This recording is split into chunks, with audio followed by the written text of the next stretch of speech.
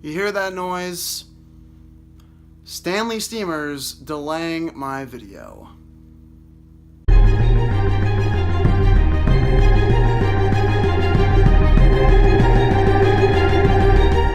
Sicario Day of the Soldado was directed by Stefano Sollima and stars Josh Brolin and Benicio del Toro. Time has passed since the first film, where Matt is once again hired to take down the head of a Mexican cartel and recruits Alejandro to join his team, but things get dirty as their mission progresses, with igniting a war between two enemy cartels and the involvement of the Mexican police. The first Sicario film is one of my favorites. It was a very gritty, realistic take on the war against the drug cartels, and I absolutely loved it. I rewatched it actually a couple of times this summer already before seeing the second one, just to prepare myself. And when I saw a second Sicario movie was going to be made, I actually found it kind of weird because the first Sicario was an Oscar-nominated film, and usually movies like that never have sequels. They're just one and dones. It's like if you made a Revenant 2, which would be extremely weird. Which makes me beg the question, did they really need to make a sequel to the first Sicario film?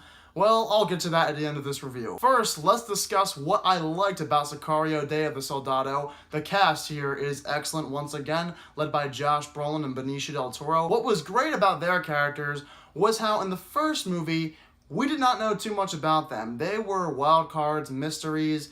They were really just in the dark the entire movie, and we had no clue who they were. But with the second film, we do get to know a little bit more about their characters, and there is some more depth given to both of their characters. These movies just keep making me like these actors more and more. Josh Brolin has been great all summer. I have no idea how he's been able to work with his schedule, but he's just been phenomenal. I haven't seen much of Benicio del Toro since The Last Jedi, but in this movie, I was glad to see him once again, and I hope to see him many more times if we even do get a Sicario 3. What I also liked about the first film was the violence, because they weren't afraid to show some really disturbing images. And in this movie, it's no different. There is a lot of violence, a lot of blood and guts, and it's all over the place, but it's not in your face. They know how to make the violence in this movie very gritty and enjoyable for the audience, even though it is pretty horrific at times. At points, I love the way the direction was going. There were some surprises here and there, twists and turns that I did not see coming,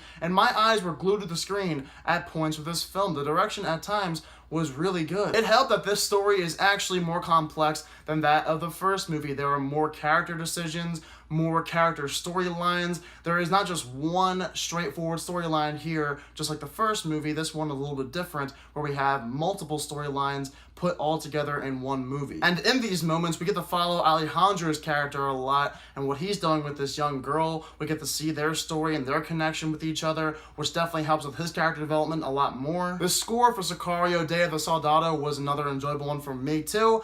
The first movie score is just amazing, and I was so happy to finally hear the first film score near the end of this movie. That was just music to my ears. Even with some of the positives though, I'm not exactly sure if it was necessary to make a Sicario sequel, because at times this movie does seem a bit unfocused. We're moving around between all these different plot points. We have Alejandro with this girl, Matt and what he's doing with his guys, as well as this young boy. We're following him and his involvement with the cartel. So there's a couple of different storylines, and I didn't really enjoy it as much. The pacing was affected by this. The first movie was so good because it was just one storyline and very focused. We got into it. It was intense, gritty, great. But this movie is a bit more on the unfocused side. What also hurt this movie was how Emily Blunt and Daniel Kaluuya were absent. The first film had them both, and they were perfect. They were the go-between people. We needed questions and answers, and those were the people that could give them to us. We know that Benicio del Toro and Josh Brolin's characters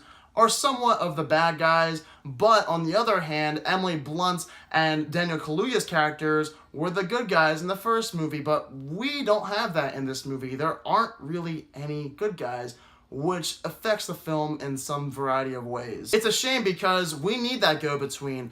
We don't really have anybody to root for in this film. It's just characters doing some dirty work, and that's about it. There's nobody else that we can get attached to because we aren't like them. Emily Blunt's character is relatable to us because she is more like a human being and not used to being in this type of field. unlike that of Josh Brolin and Benicio del Toro's characters. By the end of this film, the climax isn't really there. It feels like the script was unfinished, and they just decided to throw the title of the movie up at the end and say, maybe they don't care, this can be the end, and we'll just leave it at that. With the first movie, at least we got endgame with some of the characters, but here, the character stories are unfinished. We don't feel any sense of relief for the characters in this movie. They're just there and their story keeps continuing, but nothing else happens to make you think that everything will be fine and that you can just go home knowing that you know the end to this whole story. So do I really believe they needed to make a Sicario sequel? Not really. It seemed a bit unnecessary. After watching this movie, nothing else changed. There weren't many surprises that shocked me. It just felt like a completely different movie from the first, and the first one I'll always like a lot more. This one is fine. I'll watch it on TV, but nothing else other than that. But I will say, this is definitely the best movie I saw in June, which in turn ended up being a very disappointing month. I'm giving Sicario Day of the Soldado a 70%. Not a bad film at all. Very solid. But there is nothing else that this film did for me that made me care more about what is happening inside the Sicario universe. The first movie was so strong with its character development and with its storytelling. It was so focused that I was enthralled with that entire movie. But this film, on the other hand, didn't do it as much for me, and at the end of the day, felt pretty unnecessary. So for those of you who have seen Sicario Day of the Soldado, let me know down below in the comment section what your thoughts are of it. I know, I still have to do my rankings of the Pixar movies again. I will have that video coming out very soon. Also, Ant-Man and the Wasp opens up this weekend, so I'll go see that and review that for you guys later on this week. If you're new to my channel, click that subscribe button and give this video a thumbs up if you enjoyed it.